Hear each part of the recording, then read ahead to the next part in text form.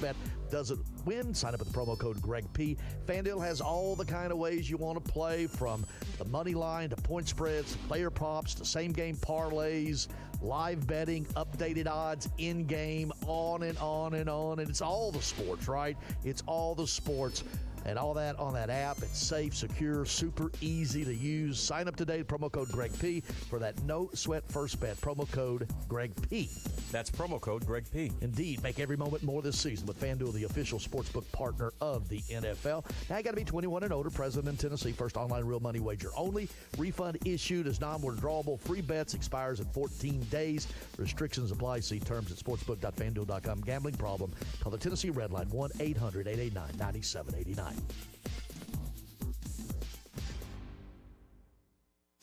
Okay, it's happening. It's the afternoon stretch with Zach Williams and Bruno Reagan. Everybody stay calm. Stay calm. Let's take some calls from the public, shall we? Join the afternoon stretch now at 615-844-5600. Now here's Bruno and Zach. 4 o'clock here in the Music City, so you know what time it is. Time for the afternoon stretch here on Nashville Sports Radio. Bruno Reagan, Devlin McKenzie, Zach Williams here inside the Strike and Spare Family Fun Center studio. Hope everybody is having a terrific Wednesday here in the Music City. I'm still messed up. I was about to say Tuesday because I felt like yesterday was Monday, but it's not. And it's the 4th, even though I want to say it's like the 2nd. I don't know where I am right now. But I know where you can be, and that's on the phones. 615-844-5600. We want to hear from you. Jump on in anytime here till 6 o'clock tonight. At 4:40 today, we'll be talking Vanderbilt with Aria Gerson of the Tennesseans. She will be jumping on with us to talk all things Vanderbilt, so that'll be fun. Haven't got to catch up with her in a few weeks since the holiday scheduling and everything that's been bouncing around and going around. So glad to get her back today. Bruno Reagan in his Vandy gear, and also, I mean, it's a red sweater on top of it day. I forgot my jacket in the car, and I'm not going out there. It's a little cold in here, right? Yeah, it's a little chill. It's a little chilly. I love it. I love a little chilly weather. Did not expect it. I don't know about anyone else. I don't think about the elements. Like, I'm so mentally tough. Some might say gifted. That I don't have to think about these things. It's not that I'm cold-blooded. It's that I got ice in my veins. That's the kind of thing that's going on right now. See, I don't know. I agree. Thank you. There was room for some joke in there, and you know what? Maybe this is a Friendly Wednesday. Maybe we just have a Friendly Wednesday show. Why can't we do that? That's what and it's funny, we were talking about this before we immediately hopped on air. You know, they're talking about Scannon Sharp, Skip Bayless, how bad. That could have been Scannon Sharp. I love that. You should never work with because it's not. You should never work with someone where there's no threat of violence, right? Because like Skip and Shannon can't fight. Shannon would destroy him, right? So there's kind of like that. Oh, it would never come to that. You and me could come to blows, right? So the arguments can never get too heated because there's always that underlying threat of violence. I think that's best. That sounds very one-sided. I didn't know there was a threat of violence on this show. I mean, if you have like 25-year-olds in a room talking for hours on end, yeah, there is. Devlin, do you take that as like Bruno's just wanting to fight me all of a sudden? I'll fight right now. Okay, Devlin's feeling it. Maybe it's you and Devlin. Maybe that's what it is. Somebody's got to be the watch. You know, somebody's got to be the crowd. I mean, I know. I don't want to fight, but the threat's always there. The threat's just that. You never know. Yeah. A fight could break out. Exactly. That's all I'm trying to say. You know, there could be the Strike and Spare Family Fight Center Studios. Yeah, baby. Just throw it down. John Burton walked through this door right now on site. Yeah. It's just frankly like Bobby what it Lashley. is. Do you hear? I heard him rapping about Alan Bell. Yeah, that was fun. No. Old John Burton. Yeah, I did it on the show a couple days ago or something like that. Hope he's doing well. I hope his 2023 is starting off with a bang. I really do. Hope everything's good with him. Devlin, how are you doing today? Pretty good. I slept 12 hours last night. Woo! Feeling great. Back in it, are we? Yeah, I'm back. I'm reset. I'm good to go. Had my coffee. I'm good. You had some time there where it was just the holidays. I will say beat up Devlin. They beat up Devlin. He was working graveyard shifts. I mean, it all started with commitments. Is what it all started with, and then you came into here and Yeah, man, you're grinding all. December was Devlin's grind time. I think I got a total of maybe 40 hours of sleep in that total 3-week span. You worked about 80 to 90 hours. It was it was quite a lot. Yeah, but it was fun, and that's what I do. That's what goes on here. That's Devlin. That's me. That's just Devlin being different than everybody else. I did that in college, but it's not like I didn't have time to sleep. I just wouldn't do it. I had to get my gaming in sometime, but I can't do that anymore. I unironically can't sleep. I used to be able to just go full day on 4 or 5 hours of sleep, high level training, and I can't do it anymore. This week is the first week I've back to back gone to bed before midnight. So, I want to. Can we start off with some topical stuff? Let's transition to something. Let's get into Let's something. do something. Let's not talk about school schedules. That was a great idea, Zach. Let's do something. Yes, this is a show of action. This is a show about things.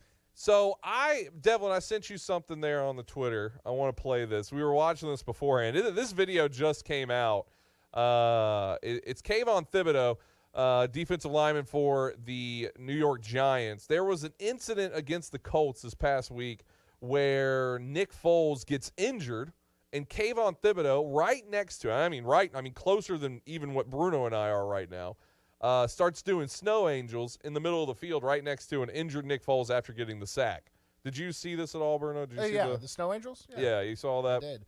I saw the snow angels, and I saw him when Nick Foles was being carted off, he was doing the go-to-sleep gesture. Exactly. So Jeff Saturday, interim head coach for the Indianapolis Colts, had came out and said, I hate this. I didn't like that. I didn't like any bit of it. He was very open about it, which he should be. I think that's he's the head coach of the team. He was critical of the D lineman, Thibodeau, but he was also critical of his own O-line. He was I guess we're just not going to do anything about it. No one wanted to eat fine money to defend Nick Foles. So I guess that shows you where the Indianapolis Colts heads are right now. Which is an interesting question before we play the audio from this.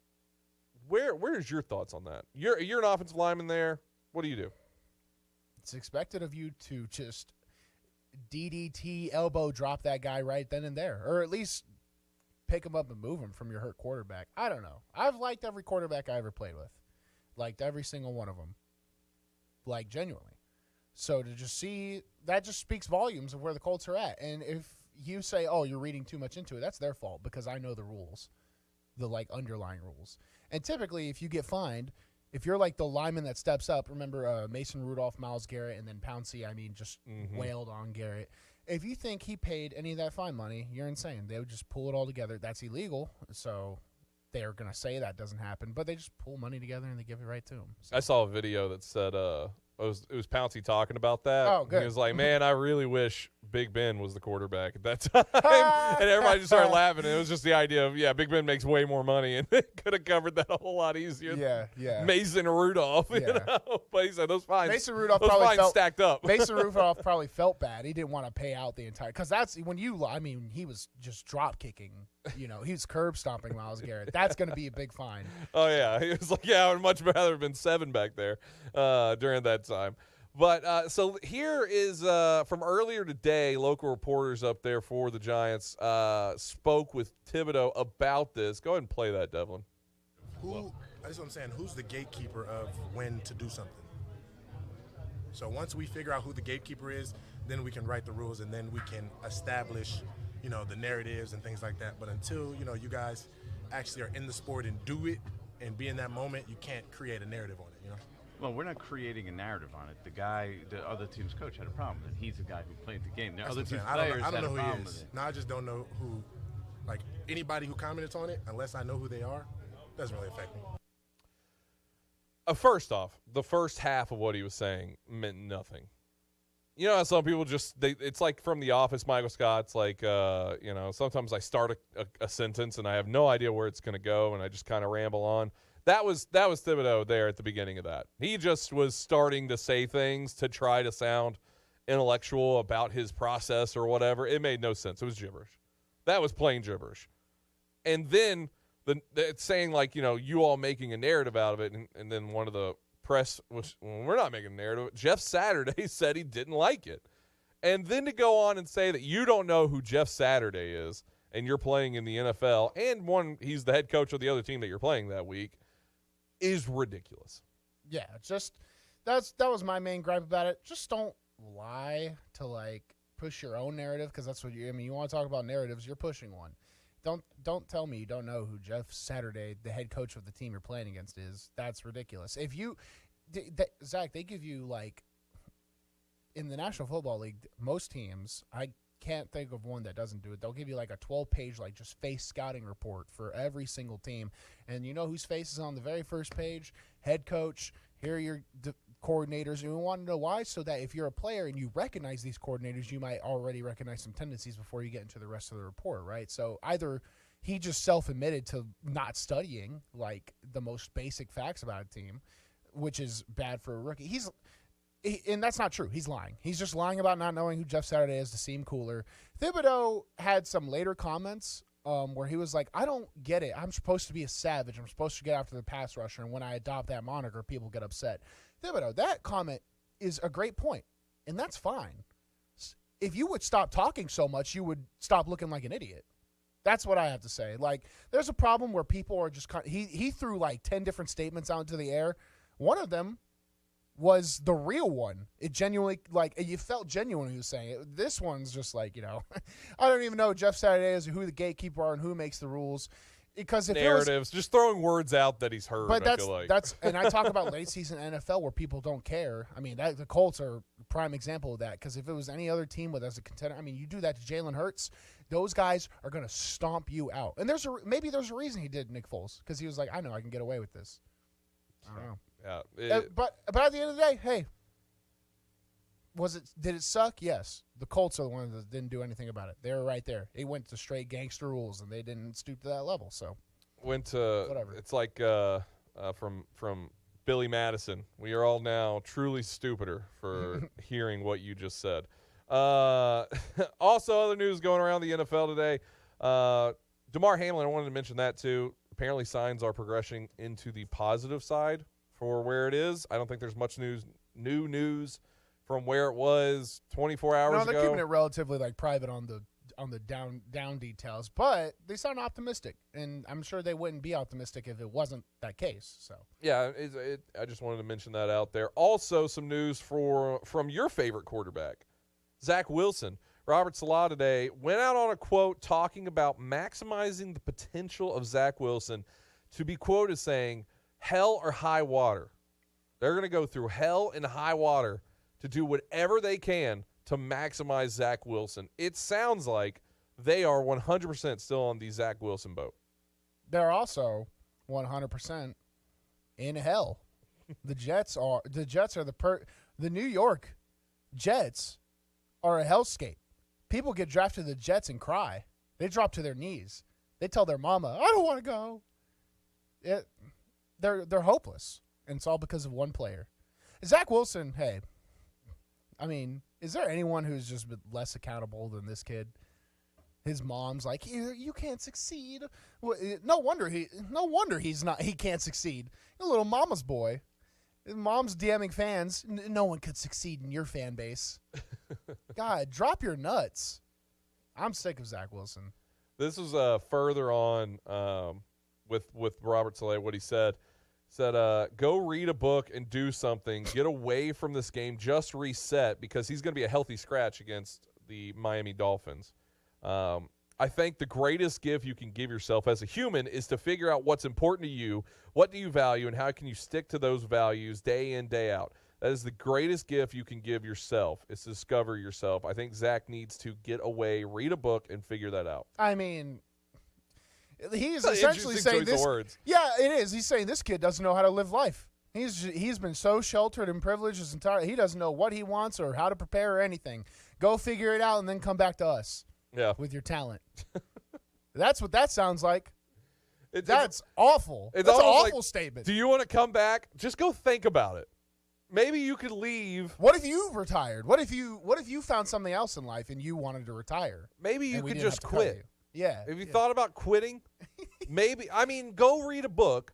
The book is How to Quit for Dummies. Yeah. How to quit. How to start a new career. I think we should start a movement and just find, not dock Zach Wilson, but find a place where we can mail just the Football for Dummies book. I know it exists. I mean, just ship that thing to him in droves. I thought you were going to say we should start a movement of, there's too much motivational things for people trying to get them in the mood. We need to motivate them, like demotivating. No, we need to start agree. I agree, and I'm glad we're on the same page. You should quit it's a good idea. football. Stop trying to pursue your dream.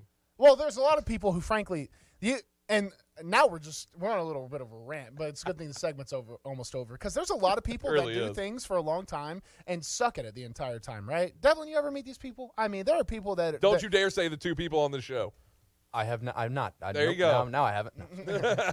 There are people that will do things for a long time. I see it all the time in jiu-jitsu. They're like, man, I've trained 6 years. I'm a purple belt, and that's great. You're still bad at it. It is what it is. Zach Wilson, he's going to be bad at football forever. No matter how talented he is, how much he's in it, he's just one of those guys. He's just never going. He just doesn't know how to improve. It's not a skill. Robert's Law also said that the book I'm going to give him to read, How to Change Careers in 3 Easy Steps. What else could Zach Wilson even do? Oh, I mean, there's TV out there. He could probably land something like that. He's a young dude, He could own franchises. He could go probably buy some Taco Bell franchises somewhere, and who knows? I keep forgetting he's has $30 million. Yeah, I mean, he's got a lot of money in his back pocket right now, so I think he's probably not sweating it super hard. Yeah. Which, hey, maybe that's more to say. Like, if he does go and come back and he grinds even harder, even though he is that rich player for no reason. I want to say I'm very much against, the rich kids are weak mentality. That's stupid. I think that's dumb. No, well, it's no secret that some people at Vanderbilt, a lot of people were affluent, and they were some of the toughest dudes I know. Zach Wilson just doesn't seem like that, though. No. I don't know. I think some of that's weird. I think just assuming that means it's Booker one McFarland. thing. Yeah. If you're rich, you never had to grind. Yeah, that was strange to me. But in local news also, Derrick Hendricks. Brother of Jimi Hendrix. Yes. Derrick Henry, that is, has officially logged 2 full practices, meaning that it was all a sham. He was never injured. He was always healthy. They didn't want to play him against the Cowboys. Yep. He's going to play against Jacksonville. And you're gonna see Derrick Henry and Josh Dobbs. I'm glad. I'll save my thoughts, I guess, for the next segments, because I do got some. But I'm just saying it's not gonna be easy for Jacksonville. It's not gonna be easy for the Titans, but it's also not gonna be easy for Jacksonville. We're gonna talk about that. We always want your calls in 615-844-5600. Later on in this hour at 4:40, Aria Gerson of the Tennessean will be joining us, talking all things Vandy. But once again, your phone call 615-844-5600. Good afternoon. We're still staring at this crash over here on 40 westbound near Fessler's. They've got it on this off-ramp. It's just, I don't know, interesting looking, I guess. Everybody else feels the same way as they drive by and rubberneck over here on 40 east and west now at Fessler's because of this wreck. It's building to the north on 65 up into Madison, continuing up towards Goodlettsville. Heavy radar earlier out I-40 in parts of Dixon County. Nash Painting Services, all in Middle Tennessee. You got to check them out online. They've got great references. I've known them for a long time. Prescription products require an online consultation with a healthcare provider who will determine if a prescription is appropriate. Restrictions apply. See website for full details and important safety information. Subscription required. Hey guys, did you know there's a generic form of Viagra that works just the same but is 90% cheaper? And you can get it online? Just go to 4hims.com/joy. At Hims, you'll get a free medical consultation, discreet shipping if prescribed, a 100% online process, and trusted generic alternatives to the biggest brands at 90% off. That's right, get generic for Viagra, the same active ingredient as brand name Viagra, but 90% cheaper. It's the same medication you get from your doctor, but with zero copay, no expensive appointments, and no awkward face-to-face conversations. To start your free online visit, you need to go to this exclusive address, 4hims.com/joy. That's 4hims.com/joy for your free online visit. FORHIMS.com/JOY. Slim's Tender Mac Bowls are back. We start with a 3-cheese blend to make our delicious mac and top it with chopped hand-breaded tenders and Colby Jack cheese.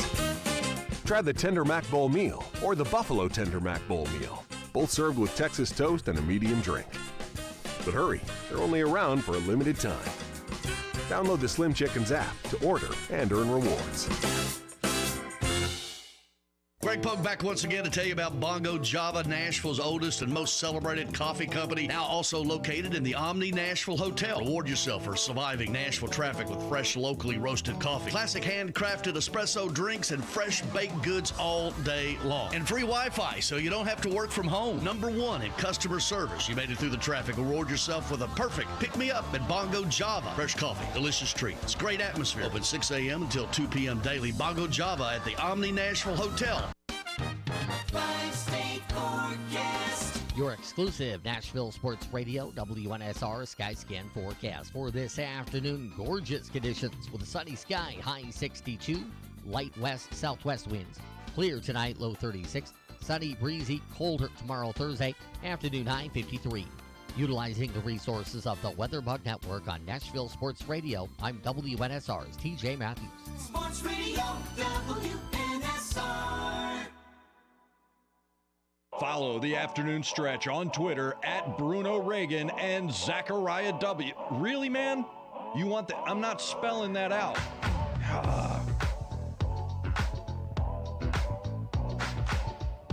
The afternoon stretch. Bruno Reagan, Devlin McKenzie, Zach Williams here inside the Strike and Spare Family Fun Center studio.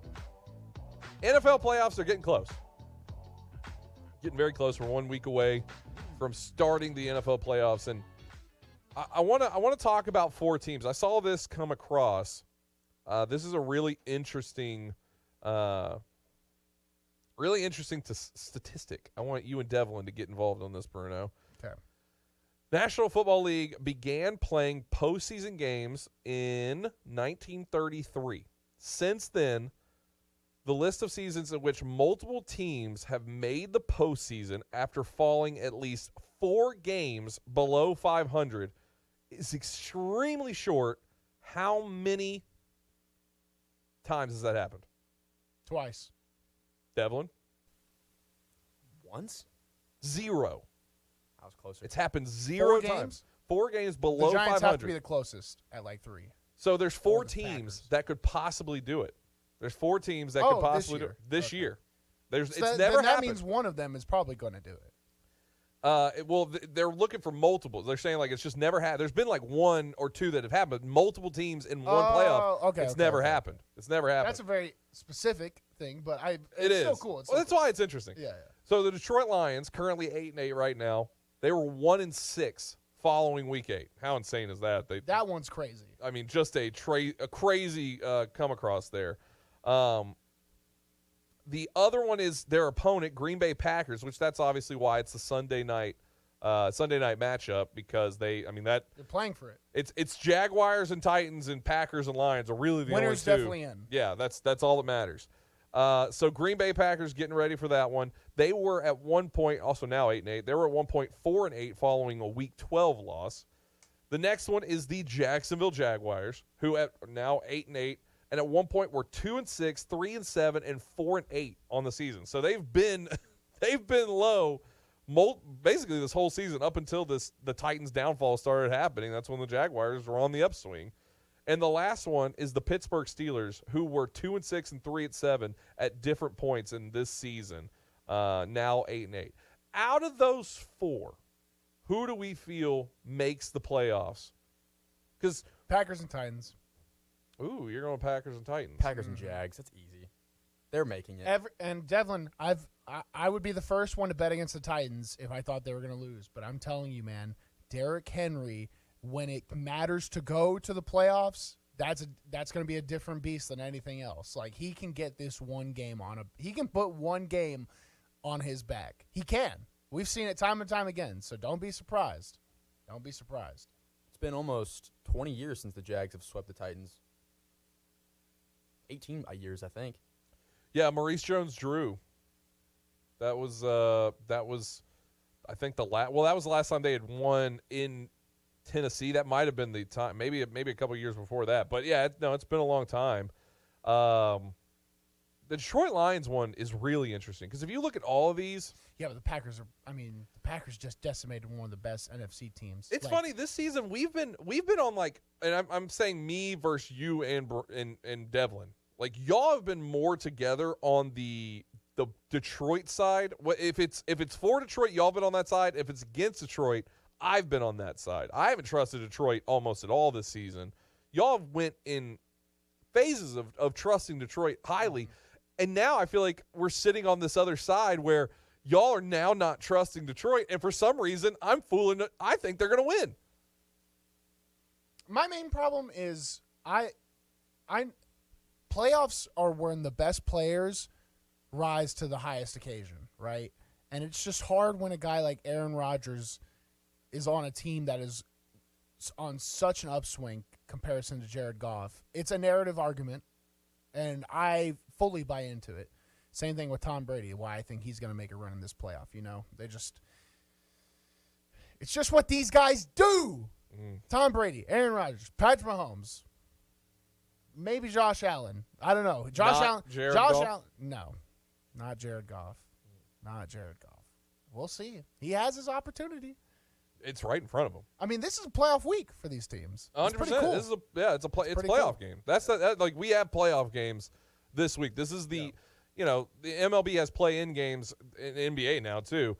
This is that. This is that. This is a play-in game. Whether people say it, just because it doesn't have the rhetoric or name to it, it is a play-in game for teams in the NFL. If there's a realistic chance for both the Packers and Lions to get in, then I would say the Lions. But I mean, if there's just the 0.1%, so there is a chance type thing, then no, I think the Packers get in. But it's not that I don't believe in the Lions. It's just it's the Packers. It's Aaron Rodgers. But if there is a realistic opportunity for the Lions to get in, I don't really know what cards would have to fall to make that happen. But I mean, there is that case too. I don't know if there is a way for both of them to get in. I could be wrong. The Packers, of any of those teams that we named of the four, the Packers are the only ones I think that have an actual realistic shot at the Super Bowl. I'll say that. Does that make sense? I don't think the Jags do. I don't think Jags or Titans are even close. I don't think anyone out of the AFC as an underdog pick is going to make it. The Chiefs are they're just too consistent. And the Bills are right there with them. Out of those four, yeah, I mean, I'm not thinking, it's funny. I don't think the Lions can overcome the Eagles, Vikings, and San Francisco in, back-to-back weeks. They just don't have the leadership to do it. I don't think so. Right now their driving force the Packers could is hope. Yeah. That's what seems like it's just driving the Lions currently right now. I don't know if anyone is driving for the Lions. I mean, Green Bay, I think there is an issue that you can possibly have, and I get caught up in it, which is I get stuck on the name. I get stuck on the name of Aaron Rodgers, and we're just like, well, it's Aaron Rodgers. He gets into the playoffs. So it's easy to get stuck into that name, but I don't think that – I don't know. I try to move myself away from that thought of, well, Aaron Rodgers is Aaron Rodgers, so it's going to be Aaron Rodgers.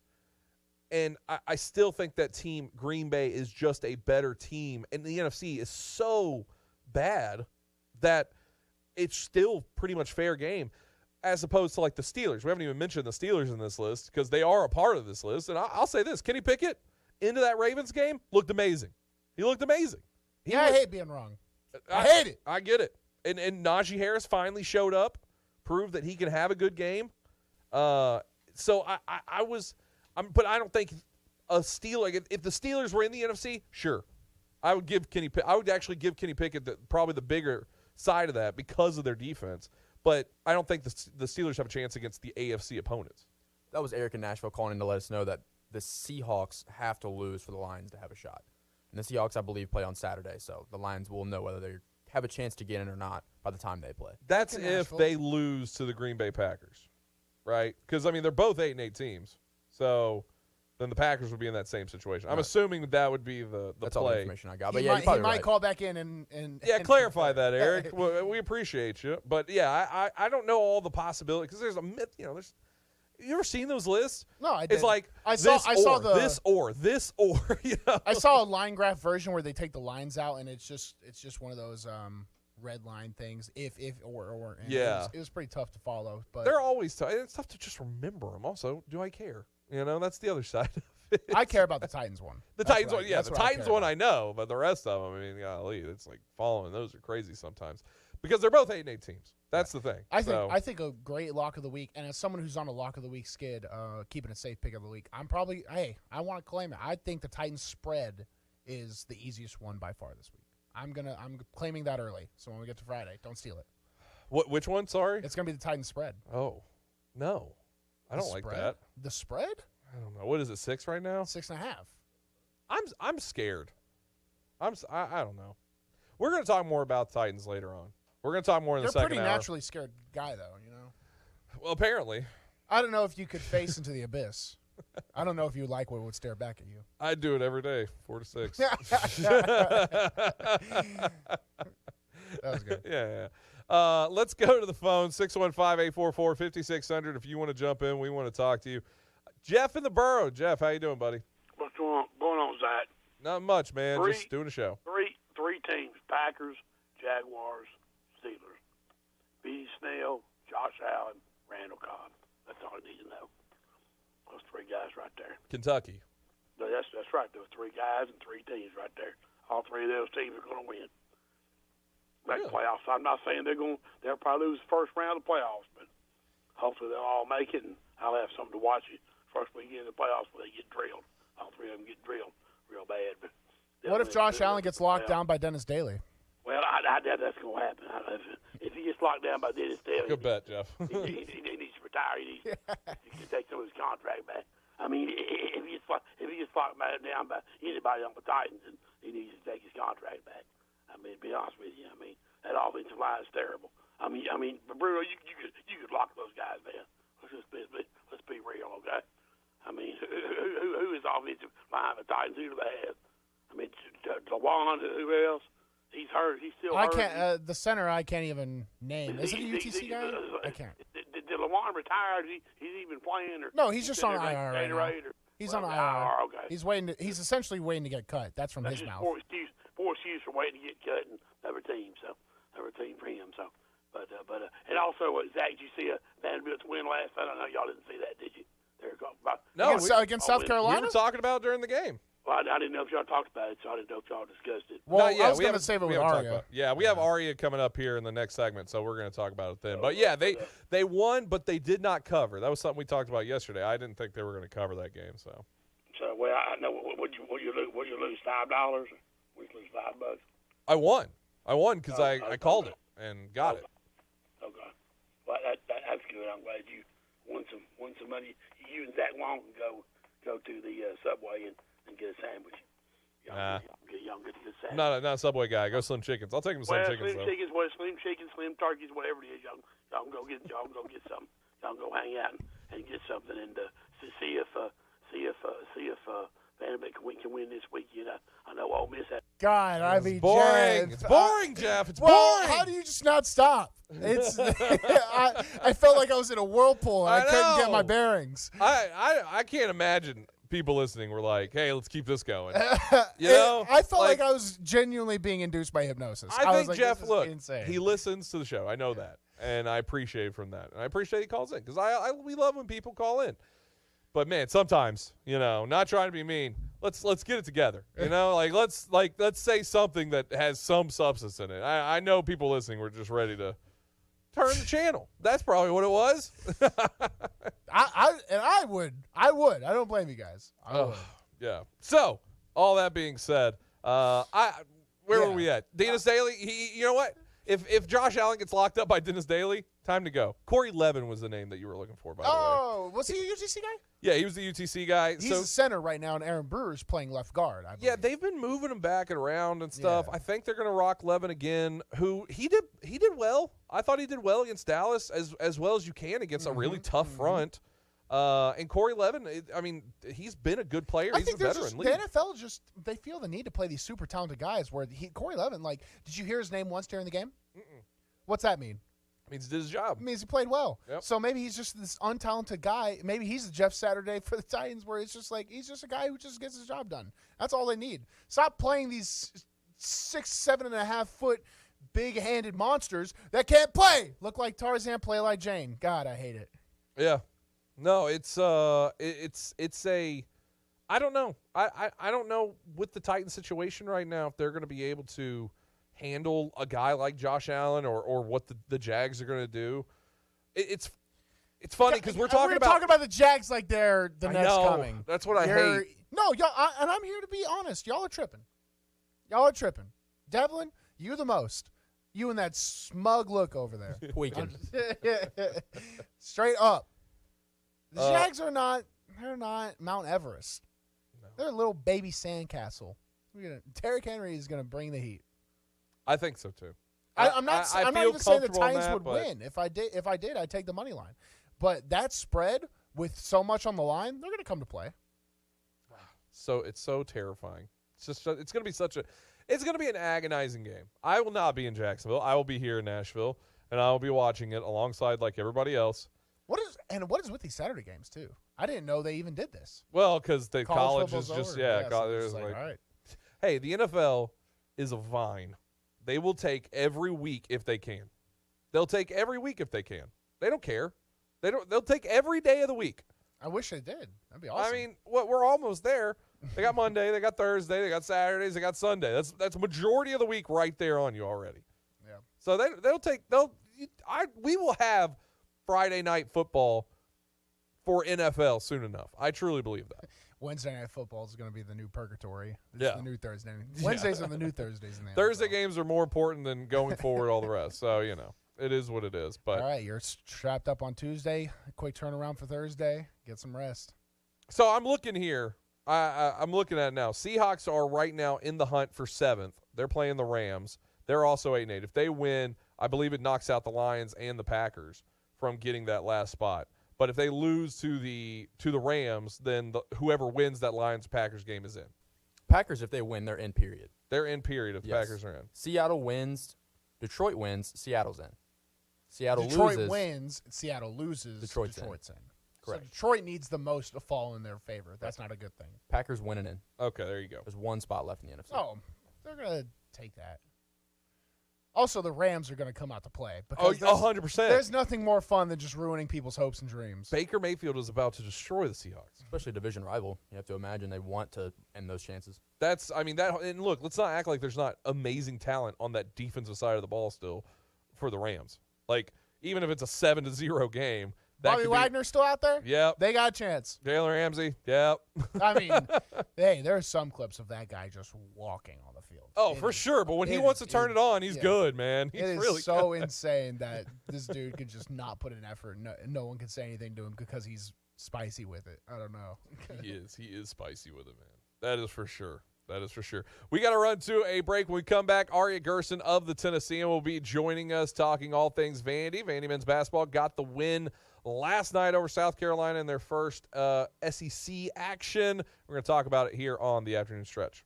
Good afternoon. We're looking at this crash up in Robertson County. It's in its clearing stages, but what a slowdown. 65 northbound at the 110. That's up in the White House area. Trust me, I'm looking at dead standstill traffic up here. Traffic's really building 40 east there at Fessler's. Heavy, but moving 65 down into Brentwood. It's a little bit of traffic volume developing I-40 out through Wilson County in the Mount Juliet area. Hey, Princess Hot Chicken is catering. Check out the menu. PrincessHotChicken.com. I'm Commander Chuck with your on-time traffic. Nashville's first curling venue is here at T-Line Nashville. Come check out T-Line Nashville and experience the world's fastest growing winter sport today. Curling is a fun and simple sport that's a perfect outing for friends, corporate events, families, or parties. T-Line also has classic bowling and modern bowling mini games. With over 20 HD TVs, you can come watch your favorite teams and some of the best food and drinks here in Nashville in the large bar and grill area. They also have an outdoor area with a fire pit, and you can't forget the live music. T-Line Nashville is a one-stop shop for a great night out. Located at 106 Duluth Avenue and online at tlinenash.com. You can book your party now or give them a call at 615-439-1024. That's 615-439-1024. And make sure you give them a follow on Instagram and Facebook at T-Line Nash for all the news, events, and updates. T-Line Nashville. Nashville's first curling venue is here. Did you know there's a place where you can get good neighbor service and surprisingly great rates on home and auto insurance? Yep, and that place is, ta-da, State Farm. Here's the deal. State Farm agent Austin Hardy is your go-to agent in the Middle Tennessee community for the service you desire at the price you want. So stop shopping around. State Farm agent Austin Hardy has you covered. Call 615-810-9999 for your surprisingly great rates today. Like a good neighbor, State Farm is there. Individual premiums will vary by customer. All applicants subject to State Farm underwriting requirements. Hey Nashville, Ray here from Run With It. Let me tell you about our sponsor, Boom Boss Craft Pizza and Tap House. And with 4 locations in Bellevue, Murfreesboro, Spring Hill, and East Nashville, they're your home for the best gourmet pizza and craft beers in Music City. Join me on Monday nights at the East Nashville location for poker night. And if you think you know everything, try Wednesday night trivia at both locations. Gourmet pizzas, craft beers, online at boombozz.com. Boom Boss Craft Pizza and Tap House. It's a Bill King Show. If Nick coached another 7-8 years, I would not be shocked at all. I wouldn't be. Now, I'm not predicting it because I don't think you can predict that kind of thing. We don't know that. If he coached to 80, I would not be flabbergasted. Weekday mornings beginning at 6 on Sports Radio 560 on 95.9 FM. A show called The Afternoon Stretch is a stretch. Calling it a show. The Afternoon Stretch.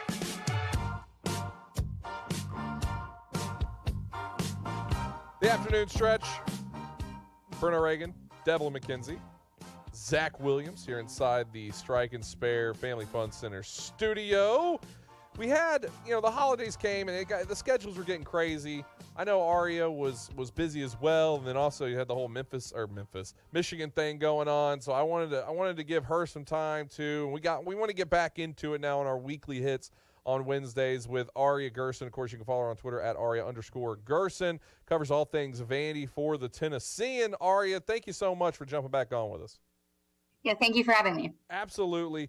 So Vanderbilt men's basketball gets the win in overtime against South Carolina, 84-79. We talked about this a little bit yesterday. Vegas had them set at about a 10-point favorite. This game a little bit closer, obviously, than what Vegas thought was going to happen in this one. Were you shocked to see them as such pronounced favorites in that matchup yesterday? Yeah, I mean, when I heard that was the line, I thought that was way too big because the thing about Vanderbilt is, doesn't even really matter what opponent they're playing. All of their games are basically like what we saw last night. They're all really close. And, they played Pitt. Pitt just beat Virginia. They played Pitt really close. They played Grambling State really close. So, I think that 10 points for any opponent, unless maybe they were playing Alabama or Tennessee, will probably be larger than that on the other side. But I think that was too large given what this team does. Do you think with that curse, there's also the blessing of maybe they also play Kentucky, Missouri, Alabama? They play these teams close too? Please give me anything. I do think that is a possibility because it's essentially what happened last year. There was kind of that same trend of, playing every single team close, whether it was Kentucky or whether it was South Carolina or Georgia, all those teams, they were playing close. And they did beat Alabama in the SEC tournament, and they, beat Dayton in the NIT. So I think there is a possibility that they play some of these SEC teams close and pick up a couple wins just from getting lucky that way. I wouldn't necessarily, favor that to happen, but I wouldn't be surprised. Aria, I don't have to That's the beautiful thing about what I do is I don't have to be like right and precise like you all the time. I just get to have fun and troll around. I It's think the lie. That's what I'm trying to say. I mean, kind of. But so I'm in with the quote unquote fan base, and I see the way they react. And for the most part, the loudest fans are always the negative ones. But there just is a lot of negativity around Vandy basketball. I see how many people go to the games. It's pretty reminiscent of football. But what does Jerry Stackhouse have to do to kind of earn that trust back from at least the loud vocal fan base? What does the result have to be this season? I think at minimum that would be at least to make the NIT, which would take finishing at or above 500 in SEC play. So 9-9 record at least would take that, which is, pretty much that's an uphill battle for sure. I do think that if there is a 9-9 record, that would pretty necessarily, given the nature of an SEC schedule, include some really good wins. And so, I think that is kind of what would have to happen at the very least for this to be turned around by any standpoint. Mm-hmm.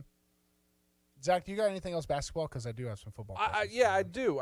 Talking about that schedule that's coming up, Aria, it seems like one of the tougher SEC schedules currently. I mean, you're starting Missouri, Tennessee. I mean, you're hitting the heavy hitters right out of the way. Is that a good thing for Vandy to get those kind of games early in the conference play? I don't know that it's necessarily a good or bad thing given the team composition. If Vanderbilt was a younger team, I would say it's probably better to play them later in the season, but given that, most of their players were around last year, I don't think it makes that much of a difference. It's just going to come down to the luck of, which of these teams are healthy at what time, because that was something that did become a factor last year in terms of when Rodney Chapman and Liam Robbins are healthy. Everyone's healthy right now. So in that way, maybe it could be an advantage if everybody's healthy for the Tennessee game next week. That'll obviously be an advantage, but I don't think it necessarily matters whether that's at the beginning or end of the season. And I read an article of yours that came out right before the New Year. It was on Vandy's New Year's resolutions, and you had on there one of the resolutions: find the best.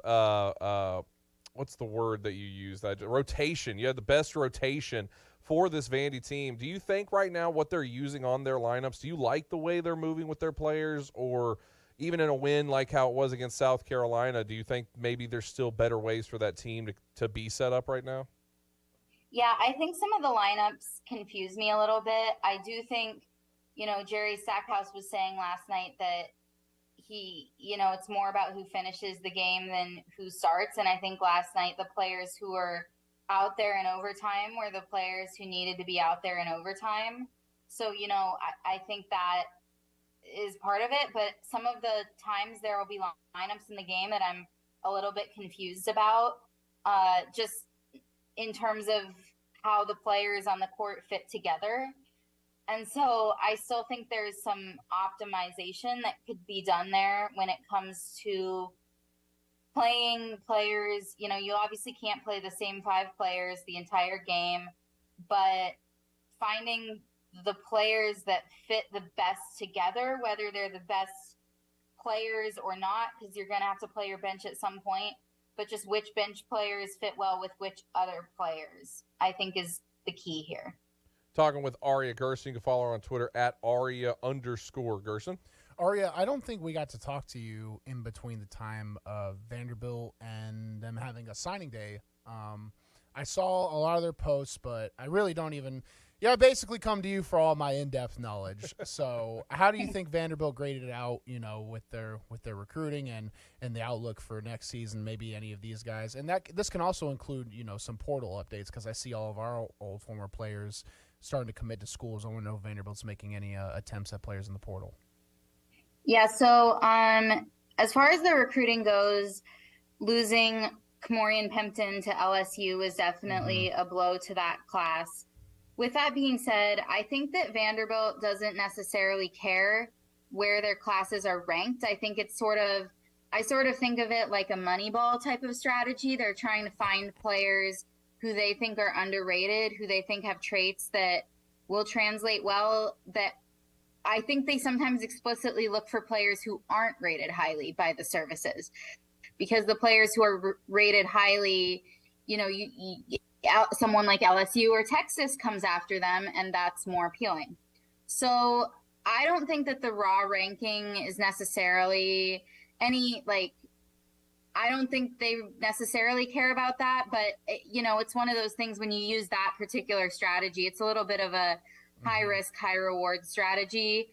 And it's probably going to take a few years to see, how that's working out. I think last year did pretty well with people like AJ Swan and Jaden McGowan. So if they continue to have those sort of returns from some of those players, I think it could turn out well. But I think we have to wait and see. As far as the portal, they did get a commit from a Stanford defensive lineman, Aeneas DeCosmo. That's his name, which is a great name, from Stanford. It's common spelling, right? That is the transfer that has committed so far. As far as the portal, I think they're still, looking for people. I think it's just a matter of how many spots they have. I think not very many Vanderbilt players entered the portal this offseason, and that means that there's not going to be a ton of scholarships available for transfers. It also depends on, who might leave during the spring, because there's another window during the spring where you can pick up transfers and where, more people might choose to leave the program. And so, after that period, and that's possibly where, there might be some people who are graduating in the spring and they want to get their degree and then go in the portal. So if that's happening, I think we'll see more movement from that standpoint. Clark Lee kind of said it's a really tough turnaround to get players in for the spring semester. So it's more of like players who are going to be enrolling in the summer that are going to be most of the transfers that they bring in. Aria Gerson has been our guest. You can follow her on Twitter at Aria_Gerson. Covers all things Vanderbilt for the Tennessean. Aria, thank you so much for joining us. Always a pleasure. Thank you. Good stuff there from Aria. I mean, really, just go and check out her articles. They are really very in-depth. And I'm telling you, too, Bruno's not lying. That's where he goes for all of his Vandy info. No, I saw her posting the first few articles, and I was like, all right, this is it. Yep, and then follow. You're good. The people that look for Bruno for info, it's all just Aria. It's all just Aria being funneled through. All right, we need to run to a break. If you want to jump in, 615-844-5600. Good afternoon. Pretty heavy out here on all the major outbound routes. It's really busy. 65 north trying to get up through Robertson County on an earlier wreck up through White House. I mean, it's really slow up through there in the last 15, 20 minutes as we check it out live here on 65 northbound. Again, that's in Robertson County. Heavy, but moving through Wilson County, I-40 out past the Mount Juliet exit. Tons of radar in Rutherford County this afternoon. Nash Painting services all of Middle Tennessee. They're online at nashpainting.com. I'm Commander Chuck with your on-time traffic. Located at 5410 Murfreesboro Road in the heart of Laverne, City Slickers is one-stop shopping for all your liquor, beer, and wine needs and has been a multiple winner annually in the Best of Rutherford County voting for Best Liquor Store and Top Wine Shop. Featuring the lowest prices, the best customer service with unsurpassed knowledge, City Slickers offers the largest craft beer selection in Rutherford and southeastern Davidson counties and has beer on tap at its Growler filling station. City Slickers also sells mixers, sodas, snacks, tobacco products, and the Tennessee Lottery, and can place special orders and assist with all your events and even wedding planning. Make sure you follow City Slickers on all their social media or just give them a call at 615-280-7469. That's 615-280-7469. Located in the heart of Laverne, City Slickers. It's not easy being the one everyone counts on to keep your operation running, no matter the weather or supply chain hiccup. But we get you, Raymond in Buffalo, Maria in Miami, and Jules in Troy, taking control of everything that's under your control. At Grainger, we're here for you with high-quality supplies for every industry, plus real-time product availability and access to experts ready to help. Call, click Grainger.com, or just stop by. Grainger, for the ones who get it done. Hi, this is Joe Cordell with the law firm Cordell & Cordell. Divorce can be complicated, especially if children are involved. If you're a father and want to protect your role in your children's lives, remember Cordell & Cordell. We've helped men with matters like these for 30 years, and we'd love to help you. Online at CordellCordell.com, 317-322-0122, 101 West Ohio Street, Suite 1250, Indianapolis, Indiana, 46204. Joseph Cordell, licensed in Missouri and Illinois only. WNSR Nashville Sports Radio would like to take this time to say congratulations to Greg Poe. Greg is a member of the 2023 class of the Tennessee Sports Writers Association Hall of Fame. Greg Poe has been a standard and staple of Nashville sports media. Congratulations to Greg Poe and the rest of the 2023 class of the Tennessee Sports Writers Association Hall of Fame. From your friends and family at WNSR Nashville Sports Radio. The show that makes the average person say, hey, I can do that. The Afternoon Stretch.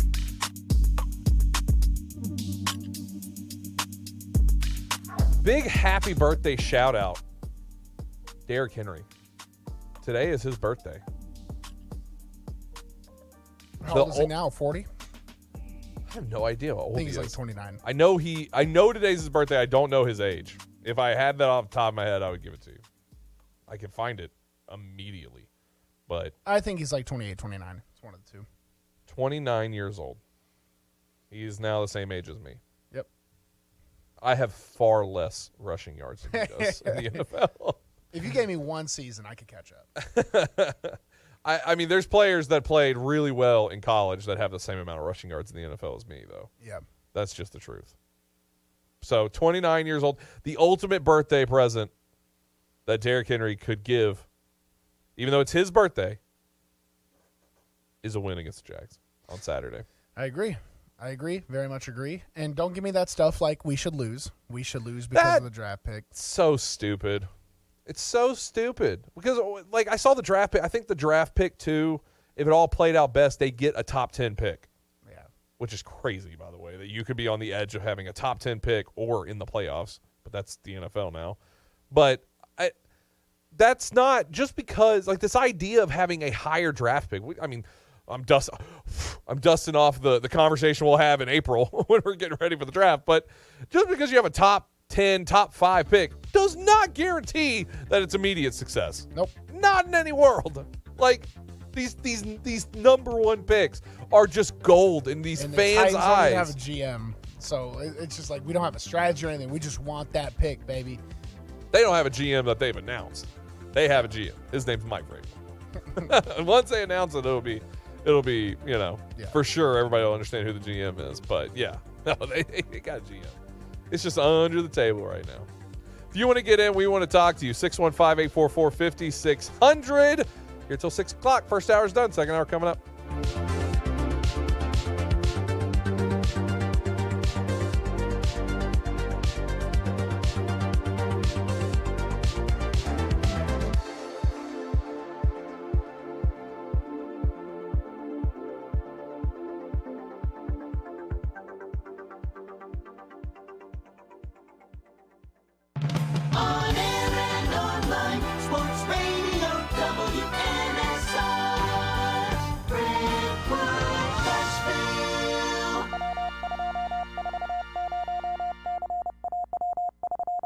ABC News. I'm Derek Dennis. The House is adjourned till 8 p.m. Eastern, but after 6 rounds of voting, GOP leader Kevin McCarthy failed to get enough votes to be House Speaker. ABC News has learned Republicans may try to hold meetings throughout the night trying to get McCarthy to the 218 votes he needs. ABC's Jay O'Brien is on Capitol Hill. The pressure on lawmakers will abound, whether you're a Democrat, whether you're a moderate Republican, whether you're a never McCarthy Republican, if we keep going ballot after ballot after ballot without a Speaker of the House.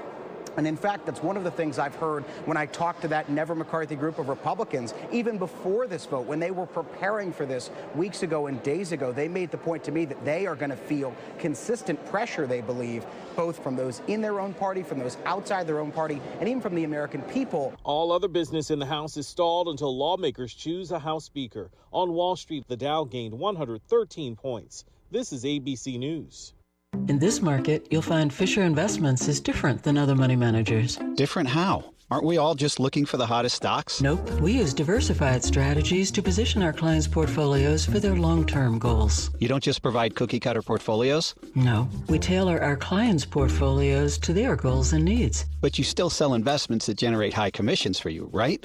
No, we don't sell commission-based products. We're a fiduciary, the highest standard of care for a financial advisor. It means we're obligated to act in our client's best interest. So when do you make more money? Only when your clients make more money? Yep, we have one transparent management fee structured so we do better when our clients do better. Sounds like you really look out for your clients. We do, because our priority is helping them achieve a comfortable retirement. That might be why most of our clients come from other money managers. Visit FisherInvestments.com to find out why investors like you switch to us. Fisher Investments, clearly different money management. Investments in securities involve the risk of loss. Realtors abide by a code of ethics. This is Article 9 in action. Beth, a first-time homebuyer, knew nothing about the home buying process, except that she wanted to buy a home. But her realtor had the expertise to make sure Beth understood every document, even giving her copies to review with her lawyer so Beth could close on her first home with confidence. Complicated things explained in simple terms. The difference between an agent and a realtor is real. Realtors are members of the National Association of Realtors. That's who we are. From the big game to the big dance, Bar Lines at the Omni Nashville Hotel downtown is your game day and watch party headquarters. Don't worry about entertaining guests and trying to feed everyone. Sit back, relax, cheer on your team, and let the Bar Lines staff take care of you. Grab a Bar Lines signature cocktail and enjoy some wicked deviled eggs or a Bar Lines double stack, and finish it off with some Jack and Coke chocolate cake. Bust your belly and your bracket at Bar Lines, located in the Omni Nashville Hotel, 5th Avenue, downtown. It's a Bill King Show. Smoked a turkey. Smoked it about 9 hours. You know the little red button? I've never liked that, first of all, and I don't trust it. The internal temperature is what you should trust, not the stupid red button. That red button never popped out either, and I was starting to get worried because my wife likes the red button. I don't. Weekday mornings beginning at 6 on Sports Radio 560 on 95.9 FM. Okay, it's happening. It's the afternoon stretch with Zach Williams and Bruno Reagan. Everybody stay calm. Stay calm. Let's take some calls from the public, shall we? Join the afternoon stretch now at 615-844-5600. Now here's Bruno and Zach.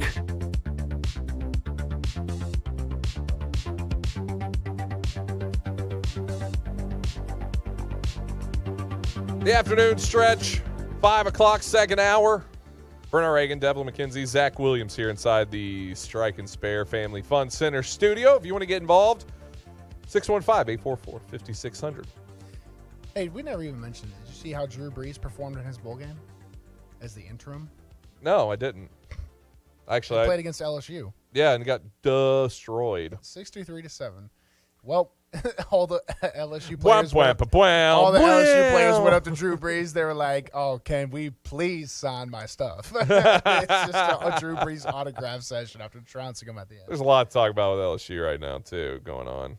All the rumors. Yeah, there are some rumors. They've all been conflicted, or what's the word? Brian Kelly was like, "I would never hire people that would do stuff like that." So that's the official statement. It was sex rumors too, by the way, for everybody out there. Sex. Now that I have your attention, that's what they were talking about. Yep. But hey, Devlin, do you like that? Michael Scott, a little off. Just threw that out there for you.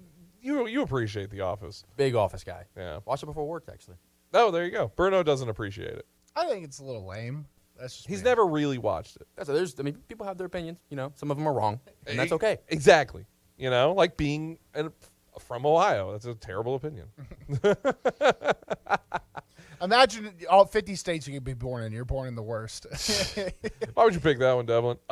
Red Sox just signed a huge extension. Third baseman Rafael Devers, 11-year, $331 million. I mean, just how does Kyler Murray ever say, you know what, I want to play football instead? Remember that? Ego, pride. I mean, stupid. Face of a franchise. He would have been the face of the franchise for baseball too. You think? Yeah. You think he was that good? And he would have had that much money. Yes, I think he was that good. He is that good. He would have been much better baseball player. I think he would have been football player. Yeah, he probably regrets it now. But and you don't have to watch baseball. I would assume you don't have to watch as much film. Like, what is it? 3 or 4 pitchers potentially up on a day. Like, well, I mean, you're more or less just looking at charts. Yeah. You know, I mean, you have. I don't know if you're so much watching film as it is like, okay, tendencies. They print them off and give you the analytics. This guy hits this way. We're going to shift this way.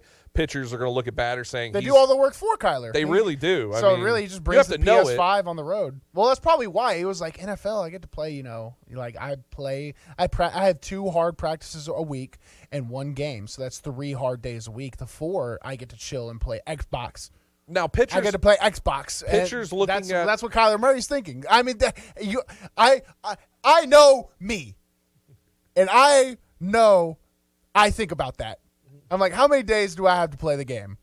So I know Kyler Murray's thinking it too. He's like, baseball, they travel too much, play too many games. Yeah. I was watching a story. Like, pitchers really do break down the analytics of like what a batter's tendencies are, at least the top end of. Zach Greinke, I saw somebody talking about a story about he was asking Zach Greinke, like, hey, how would you pitch against me? And he ended up Zach Greinke ended up giving batting advice because Zach Greinke was like, well, give me a couple days. I'm going to go look at your swing and look at your tendencies and see what it is. And he came back and was like, I would throw just 3 straight low and away fastballs to you.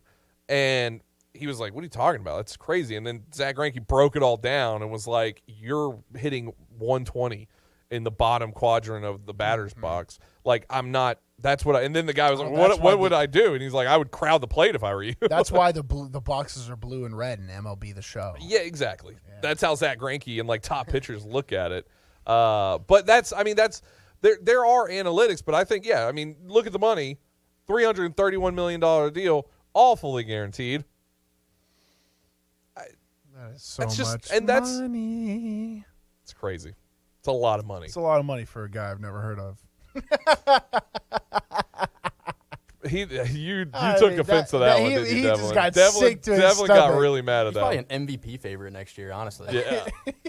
I'll learn about him if that turns out. Are you a Red Sox guy, Devlin? I can't remember. I know you're like Boston Celtics. Yeah, I'm partially. My family is, but I mean, you're the it's worst. like the Browns. I mean, like it's only because my parents. Yeah. That I'm a Browns fan, but like my mom's side, they're all Boston fans. Throw them under the bus, why don't you? I'm not happy about it. You think I want to be? The Patriots were winning my entire childhood. That would have been awesome. But no, I get to watch the opposite my entire childhood. Well, now you're humble. Yeah. Well, if you're a Red Sox fan, it was pretty good for a while. Sure.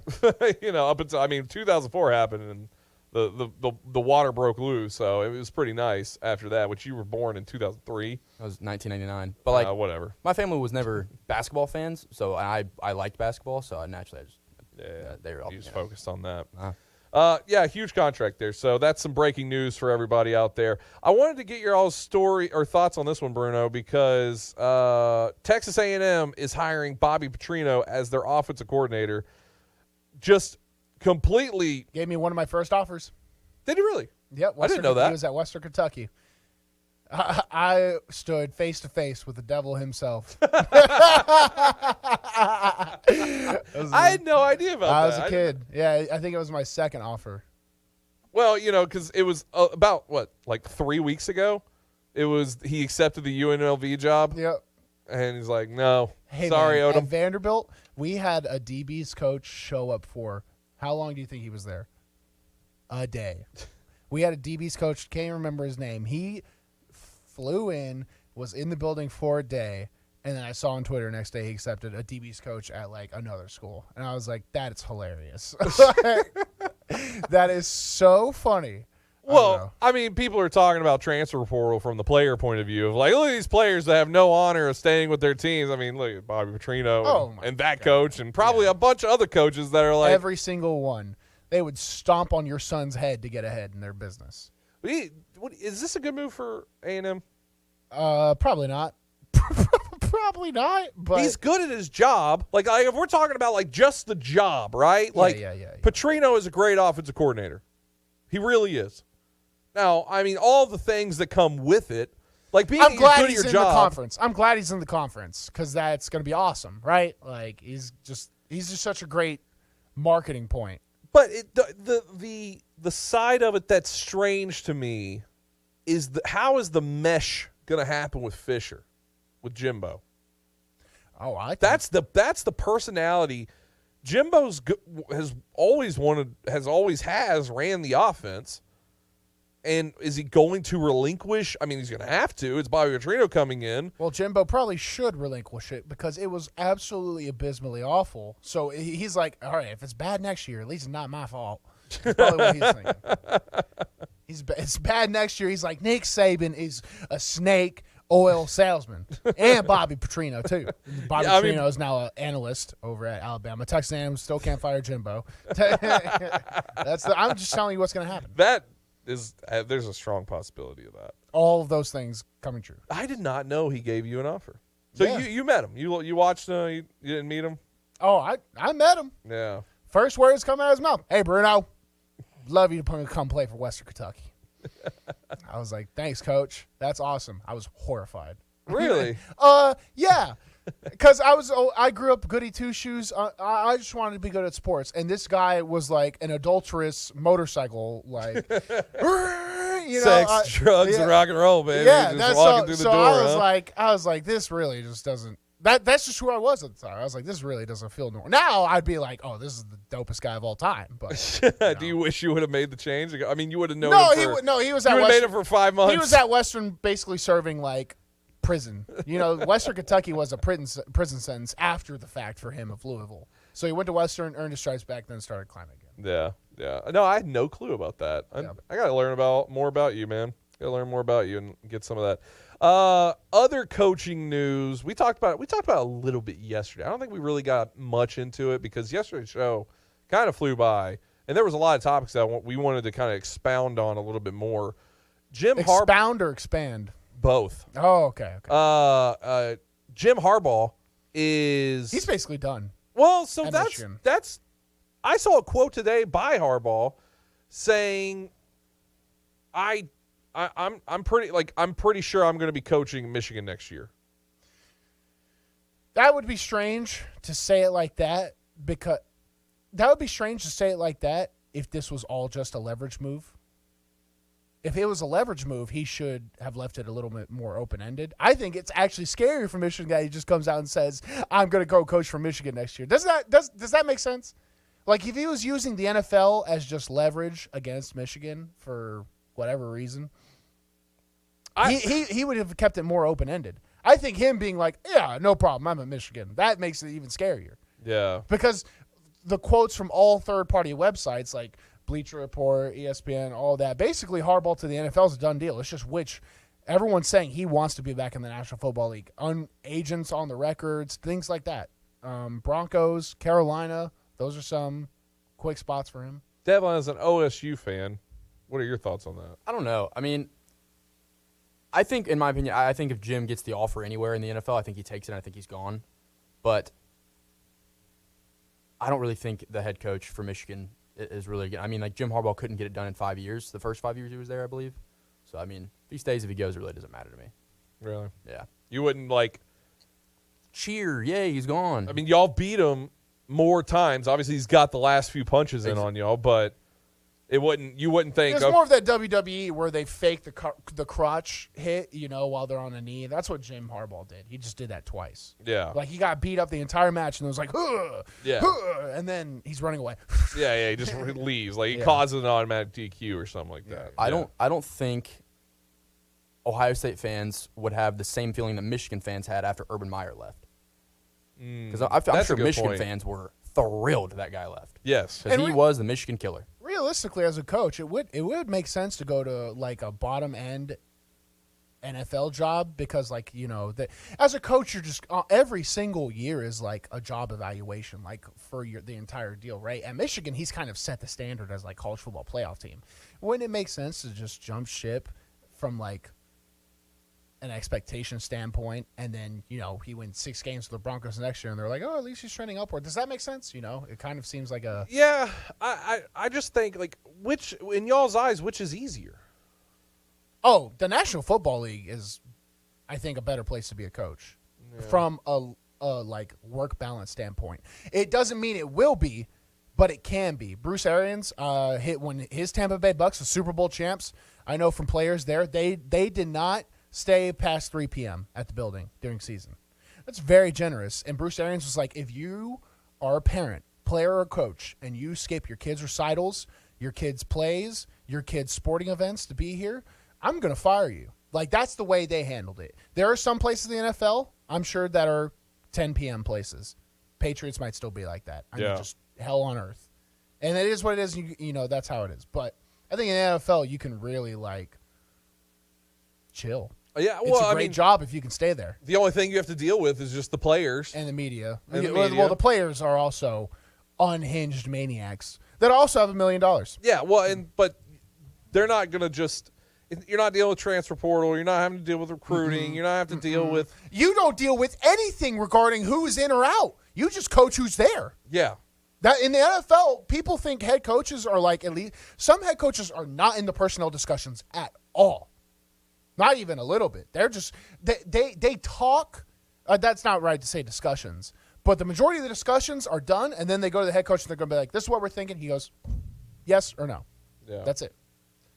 Where does he have more success at? I mean, he's been. I mean, obviously he's already been in the NFL, had success there, took a team to the Super Bowl, didn't end up winning it, and it's kind of felt like that's the same trajectory that was what happened with Michigan now. And coming back to the NFL, I mean, is he actually – if he goes to the NFL, we see Jim Harbaugh, the Panthers, because that's the team that's swirling the most right now. But Denver is another name, obviously. Panthers are in a bad division. That might be Tom Brady list coming up soon. Hey, man, that sounds like – you want to know what Tom Brady does with his career? Does he move the needle enough to find that team and bring them from the ashes? Aren't you the Sam Darnold believer?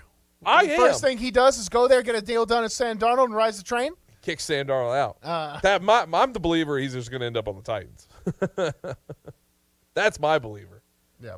But I don't think that Jim Harbaugh is just going to – does he really change the standard of a team coming in?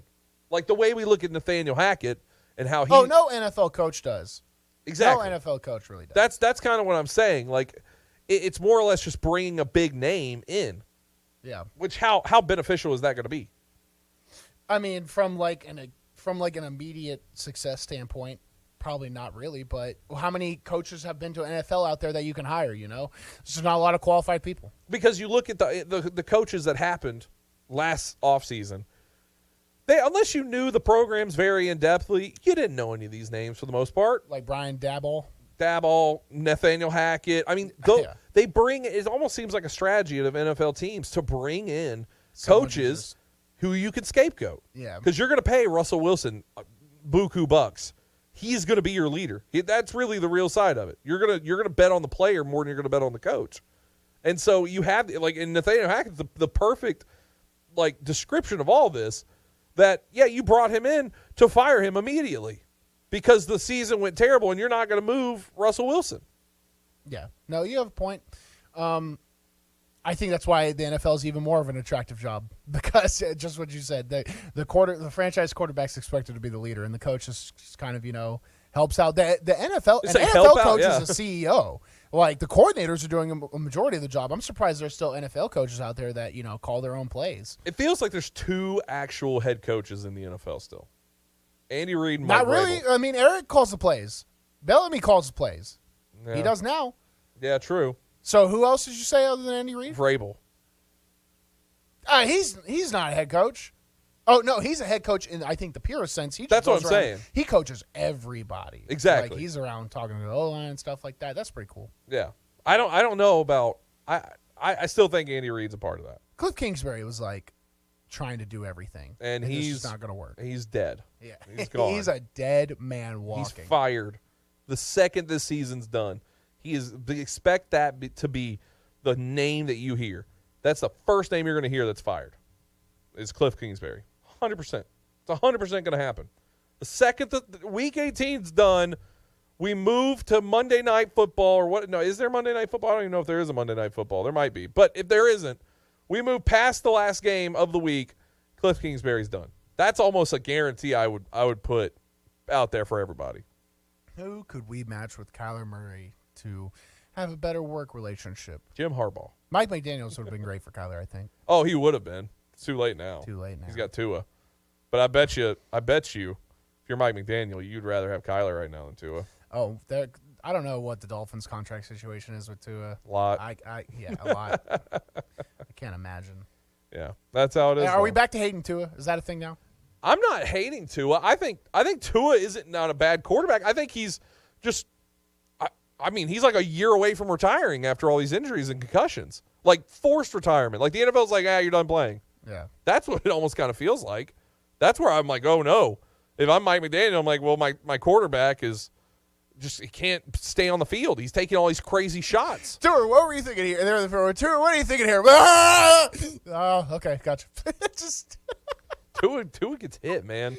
That guy gets hit really hard by the earth. By just everything. Players, I don't know if it's earth. I don't know if it's a way that he just doesn't know. You know what he needs to do? He needs over this offseason.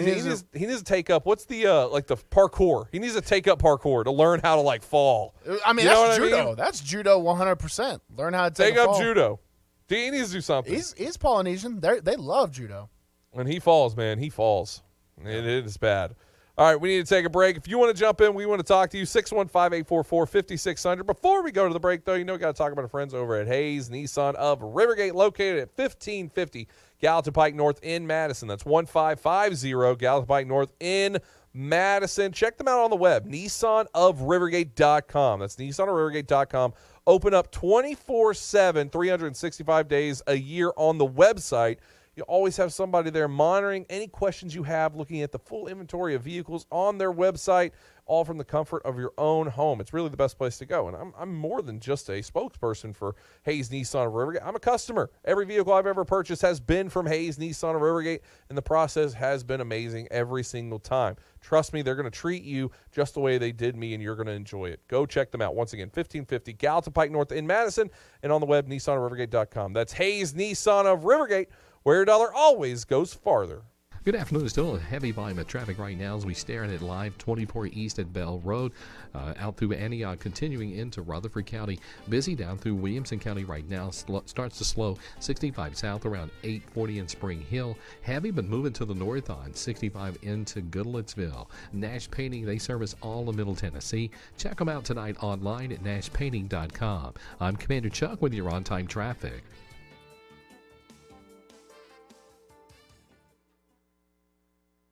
Are you looking for a trusted partner who knows AT&T business inside and out? ABS Communications is an organization built on the premise that telecom solutions and working with companies like AT&T can often be complicated, and the customer needs someone to help them navigate through these complexities. They make complex simple. Whether it's helping maintain, manage, or secure your business, ABS Communications is here to help with all your business telecom and mobility needs. Their business was built with the goal of simplifying the process of connectivity for the customer and establishing a long-term relationship of trust through transparency and accountability. ABS Communications is a top 5 AT&T authorized agent with over 200 years of AT&T technical experience. You can call Mark and the gang at 615-349-8588, or you can visit their website at abscomm.net. And remember, mention the McFarland Show to ABS, and you could get up to $250 in a Visa gift card for new ABS business customers.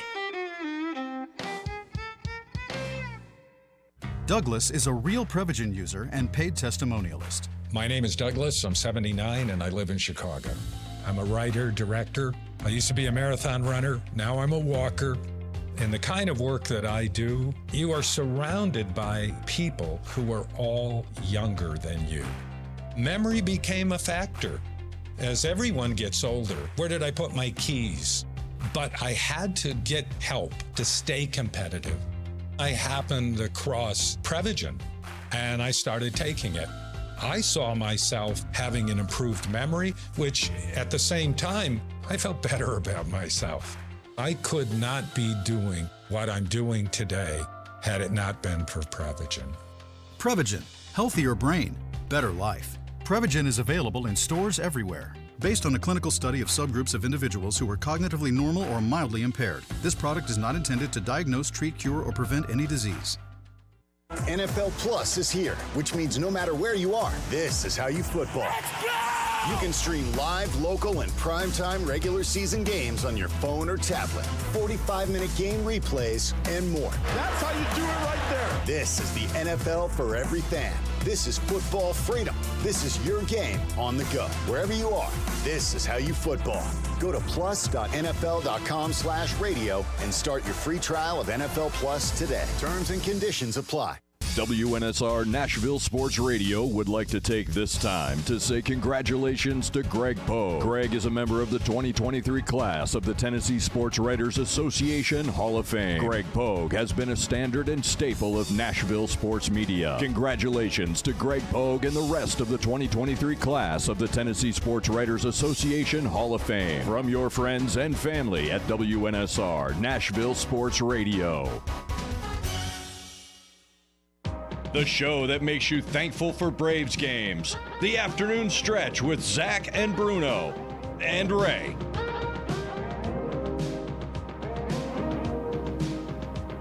Bruno Reagan, Devlin McKenzie, Zach Williams here inside the Strike and Spare Family Fun Center studio. Is it fair to say Todd Downing? I mean, look, I've been the biggest proponent of firing him. But how hot is Todd Downing's seat right now, going in against the Jags? Sounds like it's boiling. Sounds like it's over. That's what it sounds like. I've seen a little, like, not official reports, but basically people saying Todd Downing's gone after the season. I think it's fair. I think his reign for this season has been way too long. His leash should have never been this long. Well, you know what's going to happen next season? We're going to get an offensive coordinator. The offense is going to be popping on all cylinders. We're going to be ranked 8th in rushing, maybe 11th in passing, 12th in total yards, 4th in red zone efficiency, and the defense is going to suck. We're all going to be like, defense the entire season. It won't stop. That's exactly what's going to happen. Well, and it's tough, too, in the NFL because you get so many offensive coordinators or defensive coordinators that do such a good job, and they're immediately up for head coach jobs. You know, they go out and they get their shot immediately. I mean, look at Matt LaFleur, that happened for the Titans, and Art Smith. Like, there has been Matt Nagy for the Chiefs. I mean, there's been plenty of them that have happened just here, even in our own backyard, that it's kind of the opposite situation right now for Todd Downing. And then Arthur Smith also steals every single former Titans player. If they let go of one of them, he's like, give me that guy. I know him. I think I know that guy. I know that guy. Pick him up, like – that's just all of Art Smith's like drafted fantasy team is just it's just Kyle Pitts and Marcus Mariota. It's just all people he knows. But it does seem like to me, I'm going to take the same adage that I gave to Josh Dobbs before the Cowboys game, saying that he has to play for his future. That's the same with Todd Downing. I don't think Todd Downing's done anything that's going to say, oh, he needs to go be another OC somewhere else if he's not here at Titans. He's not going to go be a head coach. I don't think that ship is sold a long time ago. Todd Downing can't save – I don't think he can save his job at this point. Unless you beat the Jags and you win a playoff game. Oh, I would think he's done either way. No, he's done either way. You have to win the Super Bowl. You think just winning a Super Bowl? You have to go. I think if you go, you save it. If you see an offense, good luck with that, by the way. Yeah, well, that's the whole thing. If you see an offense that comes out for the Titans that is effective and is moving the ball down the field, and they win against the Jags and do the same thing, and you're like, wow, this offense is different than 2 weeks ago, 3 weeks ago, we can say, well, Josh Dobbs has been a key to unlocking Todd Downing's offense, and Todd Downing, right now, he's fighting to stay his job, not just be an OC. Stay in where he is right now, because if he's fired, he's not going to go be an OC somewhere else. He's going to go be a tight ends coach exactly. He's going to be a quarterback coach, something like that, some sort of assistant Senior like that. Analyst, exactly. Basically waiting for one of his friends to get a job. So he could be an OC again and have another crack at it. So there's a certain side that I'm on now that I don't find myself, and that I'm rooting for Todd Downing, because I understand that I see the writing on the wall. He's got to perform. Josh Dobbs got to perform. There's a lot of have-tos. Look, Trevor Lawrence can suck against Titans, lose. They could still possibly make the playoffs regardless of them losing. But Trevor Lawrence is going to be the quarterback next year for the Jags. Doug Peterson's still going to be the coach for the Jags next year. That's going to happen. That's set in stone. The Titans, a lot of pieces can change, and the Titans may be a whole different team next year if they lose to the Jags. Mm-hmm. So there's a real side. Like, I love the wild animal factor that the Titans bring in. Yeah, fight or flight's kicked in. It's got to. Backs against the wall. I love that. I really do. That is what's made me right now feel comfortable in taking the Titans to win this game. Earlier today at St. Thomas Sports Park, Todd Downing went up and had his live press conference today. I want to play a little bit of that and talk a little bit about it here. Go ahead and play that, Devlin. Afternoon. So, Todd, how much has Josh been able to absorb, and how much does an actual full practice week help, considering he's had maybe 4 or 5 days of actual full practices since he got here? Yeah, it's been impressive how much he's been able to retain from 1 week to the next, and then, where we've been able to add things. He has a really good understanding of football, been around a lot of systems, and so he's able to, kind of acclimate himself a little bit quicker than maybe a rookie would or a younger player. How do you like the way he was able to keep things on schedule and execute the offense in his first start? Yeah, I thought it was a testament to his poise and his control. He was in command most of the night, and I thought it showed. And that's what we're looking for, is to make sure that we're not putting ourselves in bad positions offensively. And I think he did a nice job of that. What have you learned about him, Todd, compared to what you knew, the information you had when he came in, and what have you learned since he's been in the building? Yeah, tremendous work ethic. I didn't know Josh all that well coming into this thing, but he loves football. He's passionate about it. Starting to see a little bit more of his personality now that he's in this role and the way he interacts with his teammates, wide receivers and tight ends in particular. And he's done a nice job, running the line of scrimmage and making some checks and protection adjustments and all that. So it's been fun to watch the progress. I guess decide what to add to his plate this week as you go forward in terms of what he can handle of the offense and how he can get on the same page with the receivers. It's certainly, it's paired with what we want to try to attack in Jacksonville's defense, so being able to kind of look at that together, see what kind of concepts may hit his brain or he has exposure with or history with, and being able to find that blend. So I think there's a balance there, and certainly one input from him, as we go through this process together, and he's done a nice job of communicating. So from the turnovers, Todd, what do you think you guys can do better than in the previous Jacksonville game, aside from the turnovers? Yeah, obviously the turnovers is a number one, but we also had a couple times in the second half where we put ourselves way behind the sticks with kind of those self-inflicted wounds. So, we're going to have to stay ahead of schedule and make sure we're not putting ourselves, in bad situations. You and Mike have both consistently said that you intend to get the ball more to Traylon and more to Chig, but we haven't seen like the all go with that. Shouldn't this be the kind of game where you're all in with the two most dangerous guys? Yeah, we hope so, and certainly have made attempts to.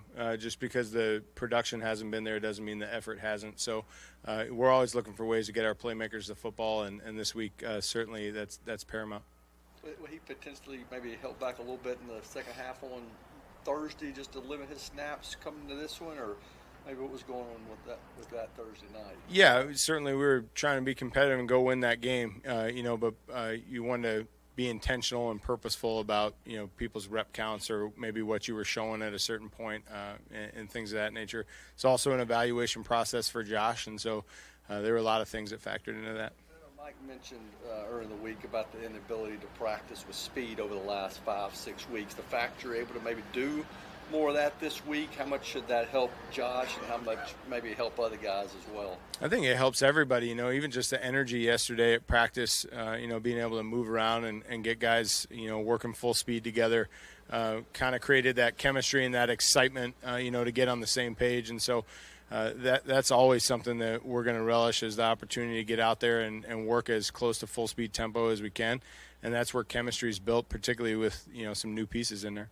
You mentioned the reps. How does that work as far as regulating who's going in, what packages, et cetera? Is that something, a conversation yourself with the position coach, Mike Vrabel? Like, how does that whole thing? You mean game day or throughout the course of the week? Yeah, so we do a lot of tagging out of our personnel groups, meaning we'll tag specific players that we want in there. And so we try to handle it as best we can through that. But then there's dialogue throughout the course of the game. If there's a certain player that we're trying to, see on a certain route, or he's maybe playing a little faster than somebody else is, or more physical. So you make those in-game adjustments. Some positions it's a little bit more relevant than others. Derek's going to go until he's too tired to go, but certainly at the wide receiver and tight end positions, that rotation can be a little bit fluid. Is there a build-up for that leading up to the week leading up to the game, as far as general, okay, this guy, we got to make sure he gets this amount of reps, we're going to get him this amount, etc.? Yeah, I think it's hard to put a certain rep count, goal, if you will, because you don't know how the game's going to go.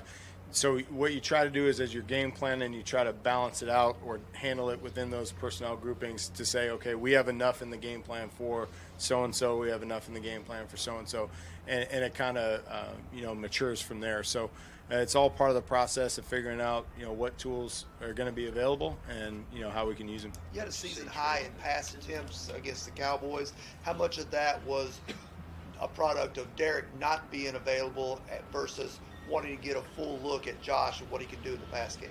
Yeah, I think certainly both contributed. Wanted to be able to see what Josh could do with his opportunities. Wanted to be able to try to get some guys opportunities on the outside as well. And then, when you don't have Derek back there, you're not quite as tempted to turn around and hand it off as much as you can. Say Traylon has done this year, given, he spent so much time off the field. How has he maybe been able to overcome that and progress, in your opinion? Yeah, it's been a process. There's been challenges to Traylon's kind of back and forth availability, and I think that Rob Moore's worked very hard to try to help him kind of understand the nuances of this offense and some of the challenges of the position at this level. Some things technique-wise that he wasn't really able to work on too much, whether it be the early part of his development preseason, and then when he was unavailable for a little while during the season. So that's been a journey for him, but I think he's worked very hard and he understands the work that it's going to take to get where he wants to get. Very competitive guy, and I believe he's on the right trajectory. Among receivers with enough receptions to qualify, Robert's got the lowest yards per target in the league. How much of that's him? How much of that's what you're calling for him? How much of that's quarterback? I think they're all contributing factors. I'll always be looking for ways to generate more explosives and try to get more yards in production. I think it's fair to say that we've been shy of that goal this year, but I think there are a lot of contributing factors that go into that. Robert has done a nice job with some of the underneath zone adjustments and finding the holes in the defense underneath for us, and sometimes those don't produce the most yards. So that's a little bit from Todd Downing earlier today, talking over at St. Thomas Sports Park. What'd you hear there, Bruno? It wasn't about winning. It was about evaluation. Now we're going to try and win. That's what it sounded like. It also sounded like the thing that stood out to me the most was the initial statement. I'm going to paraphrase, obviously. He goes, Josh Dobbs came in here and learned it faster than what you would expect from someone like a rookie. I was just like, well, Malik Willis, you just got called out. Yeah.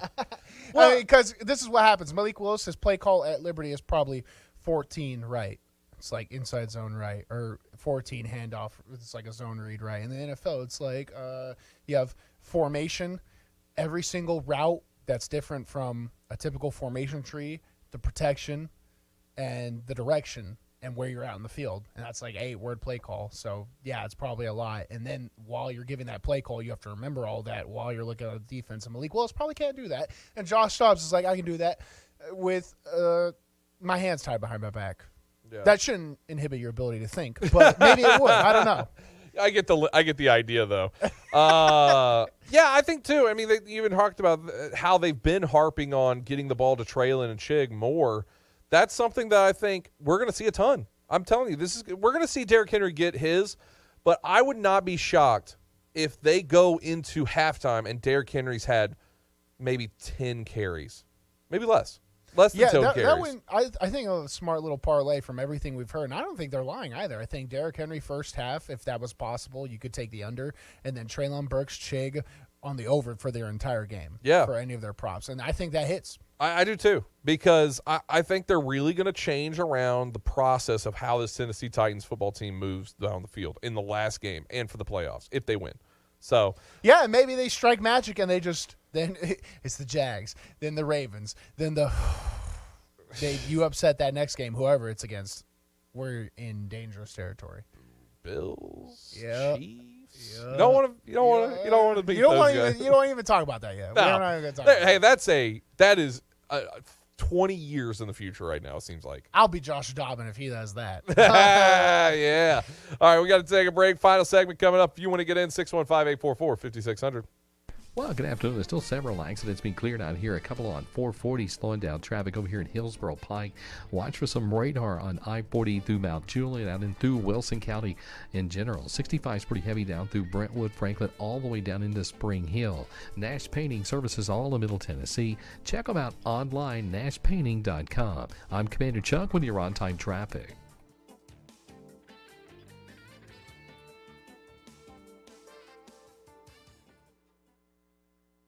Are you tired of your current vehicle? Maybe looking for a new or pre-owned vehicle? Hey guys, it's Zach. Hayes Nissan of Rivergate is the best choice for your vehicle needs. Located at 1550 Gallatin Pike North in Madison, Hayes Nissan of Rivergate has been serving the Middle Tennessee community for over 3 decades. That gives you confidence that Hayes Nissan of Rivergate can find the perfect vehicle for your lifestyle and your budget. Their friendly and knowledgeable staff will make sure you are taken care of. I should know because I've seen it firsthand. Every vehicle I've purchased has been from Hayes Nissan of Rivergate, and I love the entire process. Now, I don't want you to forget about their award-winning parts and service department. It has everything you need to get you back on the road. Go visit them on the web at nissanofrivergate.com. They're open there 24/7, 365 days a year. Or give them a call at 615-865-7220. Again, that number is 615-865-7220. That's Hayes Nissan of Rivergate, where your dollar always goes farther.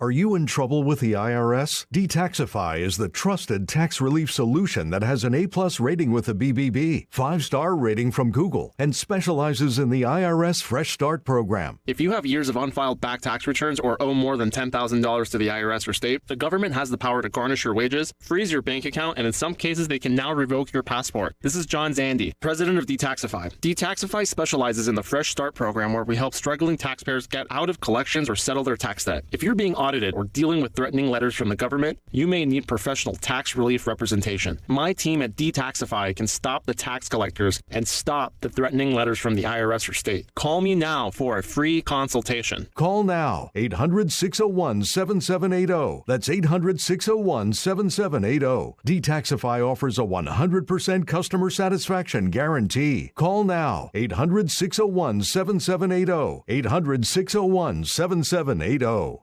Dazzling diamonds, royal rubies, elegant emeralds, and stunning sapphires. Now's the time to discover an exquisite variety of radiant, prize-winning jewels that are set to take your breath away. This gorgeous, one-of-a-kind display won't be found at the finest jewelry stores, but rather at your nearest Tennessee Lottery retailer with Jumbo Bucks Jewels Instant Games. Collect glistening top prizes of up to $300,000 and make every win sparkle. Only from the Tennessee Lottery. Game-changing fun. Please play responsibly. Five-state forecast. Your exclusive Nashville Sports Radio, WNSR Skyscan forecast for this afternoon. Gorgeous conditions with a sunny sky, high 62, light west-southwest winds. Clear tonight, low 36. Sunny, breezy, colder tomorrow, Thursday, afternoon high 53. Utilizing the resources of the WeatherBug Network on Nashville Sports Radio, I'm WNSR's TJ Matthews. Sports Radio, WNSR. The afternoon stretch. It's a radio show.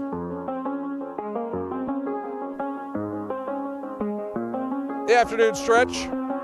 Bruno Reagan, Devlin McKenzie. That's me. Zach Williams. I'm Bruno. Here in the Strike and Spare Family Fun Center studios. If you want to get in, we want to talk to you, 615-844-5600. Of course, Grizz coming up 6 o'clock here on Nashville Sports Radio. But today in sports history, I want to know what happened in our endless pursuit of knowledge today in sports history. Today in sports history. Said it twice. I had to say it twice. Said it twice so you knew what it was. There's been a lot that happened today in sports history. A lot of things, more in the modern times. You know, it's once again, 1883 is the very first one. And I like to say the very first one, even though it's always stupid and it doesn't matter. Ontario Rugby Football Union forms.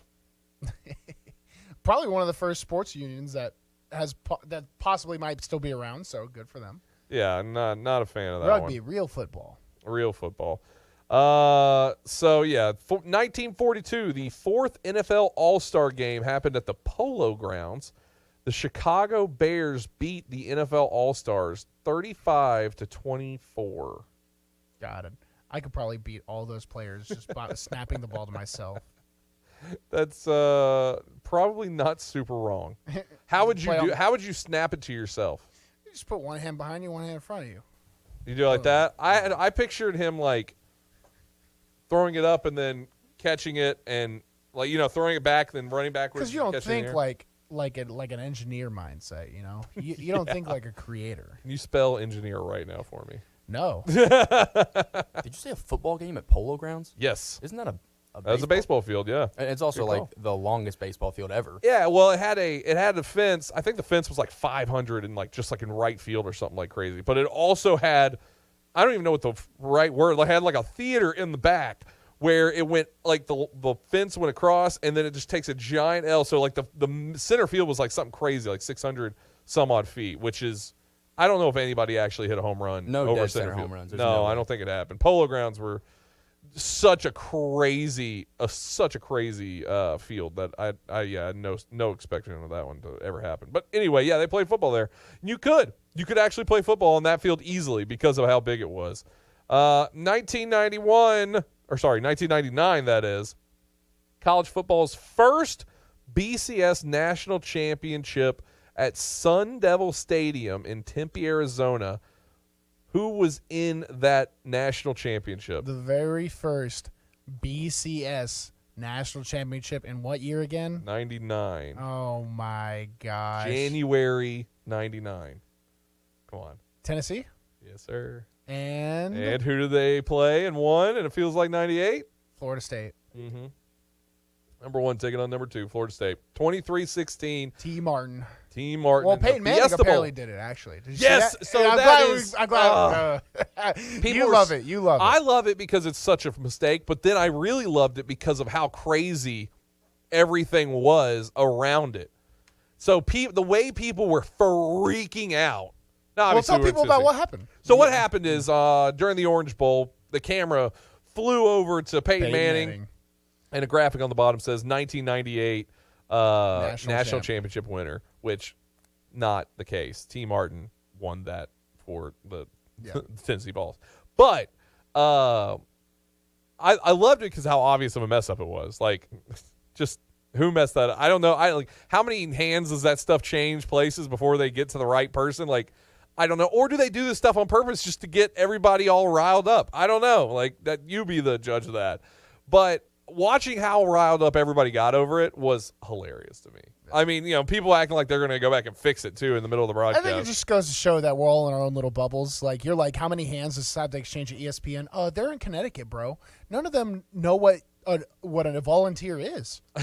So for Tennessee fans to see that, they're like, how in the world could they mess that up? And these people might not even know who Peyton Manning is. They're just, they're just production. That's hilarious. They have 15 people on a bus.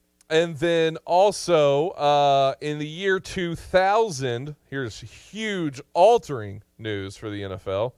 A day after accepting the head coaching position of the New York Jets, Bill Belichick resigns and moves to the New England Patriots. And in the rest of its history. Yep, just eternal damnation for the rest of the league. At least in my growing up days. I mean, the Patriots were just a monster. Unstoppable monster. And think about it. He goes to the Jets. Probably never happens. Nope. Who knows what? Peyton Manning might have like 5 rings. Really, you're actually onto something there. Yeah. No, he sucked in the playoffs. Let's be honest. Who do you want in the playoffs, Eli or Peyton? You want Eli. You want Eli. Eli destroys in the playoffs. I don't know why. I don't know regular season, Peyton is a assassin. He is an assassin. He's probably the only person that can take Week 14 serious, you know? Yes. Everyone else is just like, man, this is hard. Can't wait for the end, to be honest. And he's there like, come on, man, I'm the general. Pat and Cook. Also in the year 2000, American businessman and investor Mark Cuban purchases a majority stake in the Dallas Mavericks NBA franchise for $285 million from H. Ross Perot. The most expensive a majority share was sold at the time for an NBA team. And now it's worth about $2 billion. 22 years later. Devlin, you're like upset about that. No, I just think it's insane that he bought it for $285 million. It's what, like a $4 billion franchise now or something? Probably stupid? more. What? How much did the Suns just sell for? Yeah, $4 billion. Yeah. He talked about the Mavs, and he was like, everyone I knew told me I was an idiot for buying that team, but I had way more money than what I paid for it. So, and I always wanted a basketball team, and it also just worked out. It worked out super well. Ended up winning a finals. Ended up having Dirk Nowitzki. Yeah. Just really worked out. Luka's pretty good too. Luka now, who's also good. Obviously, the news on Monday, that was the worst part, was always the DeMar Hamlin stuff. But what a night for Spider Mitchell to just go off as well, and nobody talked. Yeah, that kind of got lost in the completely shuffle. got lost. But So- he had a Luka night, just like Luka did the night before, and had everything gone normal. Everybody, we would all have been talking about Donovan Mitchell the way we talked about Luka. I saw people were mad that people weren't talking about Donovan Mitchell at all, and it's like, well, did you watch Monday Night Football? Yeah, I mean, good night. 2000 college football second BCS national champion, Louisiana Superdome, New Orleans. Who is this game? Can you remember this one? So the second BCS? This is the second BCS national championship. So 2000? Year 2000 would have been the 99 season, going into 2000, obviously. Oh, should I know who it is? I don't know. I'd be shocked if you knew. I really would. I'd like you to take a guess. What general region is one of the teams from? They are all East Coast. All East Coast. Both are East Coast. I say all. It's like, oh, both. my gosh. Miami's one. No. Try not to swear on the show. Florida State beats Virginia Tech 46 to 29 Wow. in the 66th Sugar Bowl. Yeah, I would have never guessed that. Yep. 2001, Washington Wizards forward Michael Jordan becomes the fourth player in NBA history to score 30,000 career points. Hits a free throw in the second quarter of an 89-83 win against his old team, the Chicago Bulls. Yeah, I was in kindergarten. He was on the back of my it's like the first memory I remember having. I got my yearbook, and he was, like, on the back. And I was like, who is this guy? He's old. Yeah, I guess he was. He was on the Hornets at the time. So how weird is it that the Wizards it was the Wizards. How weird is it, though, that just thinking about that, like, players never just give it up. Yeah. Like, you picture Michael Jordan, he was a Bull. But players never give it. It's like Eddie George. People picture Eddie George as a Titan. He went to the Cowboys at the end of his season. That's how he ended his career. Maybe he signed the one-day thing or whatever. Jerry Rice was on the Raiders. You know, like, it's just weird, like, how Jerry Rice was on the Seahawks. Yeah, well, what are you not going to do? Are you not going to sign the contract to be like, what if I can? You know, just keep going. You have to keep going until you prove to yourself you are out of it now. Yeah. Terrell Owens is still like, someone please. He's on Fan Control Football League. I'm surprised he's not in the USFL with you. Well, he's in Fan Control Football League, and then he's like his agent said the Cowboys weren't going to pay him enough, which lie, but go ahead. Yeah. Do you think they'll look back on Tom Brady and say that too? Like him going to the Bucks? But he went and won a Super Bowl. No, he won a Super Bowl, bro. Yeah. They made it look easy. Yeah. They destroyed the Chiefs. The only team they couldn't beat were the Saints, and they just finally did it in the playoffs. That was really it. But, yeah, that was I mean, it's just so weird to always see those players that weren't, like, they were so solidified, known for that team, and then they just go to these other teams, and you're just like, yeah, they were, I guess, on this team. But Brett Favre with the Jets, you know, you'll always, or Vikings, which he almost took them to a Super Bowl. He was one bad pass away from taking the Vikings to a Super Bowl and doing what Tom Brady did, essentially. So he had Adrian Peterson back there all day. Crazy. More often than not, it ends with a whisper, not a bang. Unfortunately, especially in the UFC. Oh, yeah. That one's even worse. Those are bad. They're like legends of the sport, getting paid $50K to die in front of us. All right, we're done for the day. Grizzlies basketball coming up. Appreciate everybody's called in, listening. However you did, we always appreciate it. Remember, if nobody's told you I love you and you matter, see you tomorrow here on Nashville Sports Radio.